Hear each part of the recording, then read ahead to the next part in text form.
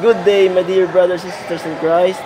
Sa liwat, arig na dili sa St. Michael the Archangel Parish sa Banwa sa Hinubaan. Nagka-open ko sa bunga akong anak, si Ania Claire. Hi, say hi.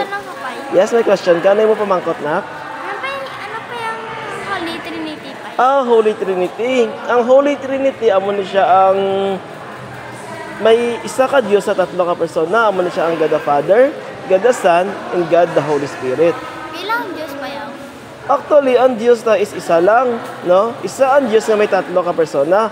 Amo na siya ang God the Father, God the Son, and God the Holy Spirit.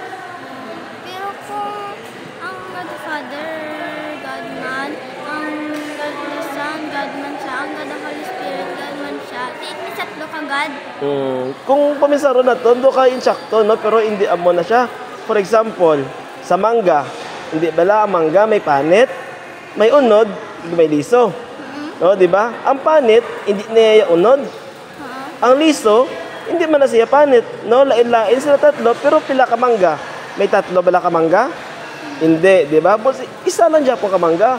Amo man nasa ato nga Ginoo, lain ang amay, lain ang anak, lain man ang Espiritu Santo, pero hindi buot silingon nga may tatlo ka Dios. No? Kundi isa ka Diyos sa tatlo ka persona.